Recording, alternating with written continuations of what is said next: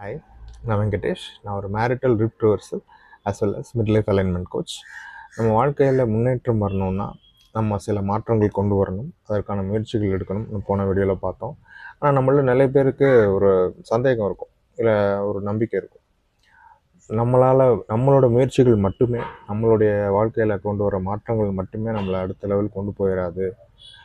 நம்மளுடைய ஹையர் பவர்கிட்ட இருந்து நமக்கு ஒரு சப்போர்ட் வேணும், ஒரு ஹெல்பிங் ஹேண்டு வரணும். அப்போ தான் ஒரு முன்னேற்றம் வரும் அப்படின்னு. அதனால் நம்ம என்ன பண்ணுவோம்னா, ஒரு இறைவன்கிட்டயோ இறைவிக்கிட்டேயோ ஒரு பிரபஞ்ச சக்திக்கிட்டேயோ நம்ம நம்மளுடைய வேண்டுதல்கள் இல்லை பிரார்த்தனைகளை முன்வைப்போம். எனக்கு இந்த பிரச்சனைகள்லாம் இருக்குது, இதை தீர்த்து வைங்க அப்படின்ட்டு. இப்போ நம்ம ஒரு விஷயம் தெளிவாக புரிஞ்சுக்கணும். இப்போ ஒரு எக்ஸாம்பிளுக்கு ஒருத்தர் நான் என் வாழ்க்கையில் ரொம்ப தைரியசாலியாக இருக்கணும், வீரம் மிகுந்தவனாக இருக்கணும்னு போய் பிரார்த்தனை பண்ணுறாருன்னா, உடனே தைரியம் 2 பிளேட் பார்சல் அப்படின்னு அவருக்கு டெலிவரி ஆகாது. அவரோட தைரியத்தை வெளிப்படுத்துகிற மாதிரி அவர் சந்தர்ப்பங்கள் அமையும், சூழ்நிலை அமையும். அதை அவர் பயன்படுத்திக்கிறப்போ அவருடைய தைரியம் உலகத்துக்கு தெரிய வரும். அதே மாதிரி நம்ம எல்லாம் நிறைய அதிகமாக வேண்டுற விஷயங்கள் என்னென்னா, நம்ம ஒரு வெற்றியாளனாக இருக்கணும், சாதனையாளனாக மாறணும், ஒரு பணக்காரனாக இருக்கணும், இப்படியெல்லாம். ஸோ இந்த விஷயங்கள் எல்லாம் நம்ம வேண்டும் போது டக்குன்னு கடவுள் நம்ம முன்னாடி உஜாலாவுக்கு மாறுங்க அப்படின்னு நம்ம வாழ்க்கையை பிரைட்டாக மாற்றிட்டு போக மாட்டாங்க. அதற்கான சூழ்நிலைகள், ஆப்பர்ச்சுனிட்டிஸ், சந்தர்ப்பங்கள் தான் அமையும். அதை நம்ம சரியாக பயன்படுத்தி முதல்ல அதை சரியாக பார்த்து தெரிஞ்சுக்கிட்டு அதை பயன்படுத்தும் போது நம்ம வாழ்க்கையில் கண்டிப்பாக ஒரு முன்னேற்றம் வரக்கூடிய வாய்ப்பு அதிகமாக இருக்கும்.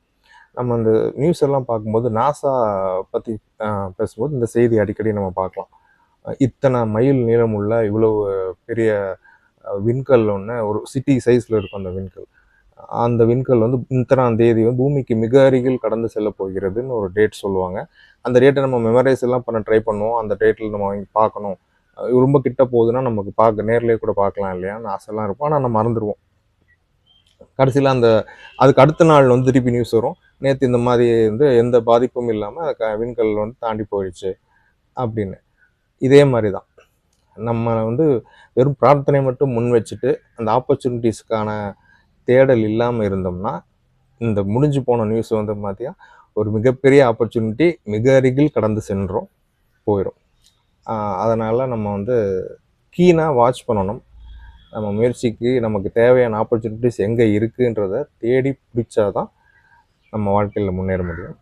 இந்த வீடியோ உங்களுக்கு எந்த வகையில் ஹெல்ப்ஃபுல்லாக இருக்குன்னு நினச்சிங்கன்னா லைக் பண்ணுங்கள், உங்கள் ஃப்ரெண்ட்ஸ் அண்ட் ஃபேமிலி கூட ஷேர் பண்ணுங்கள். தேங்க்யூ.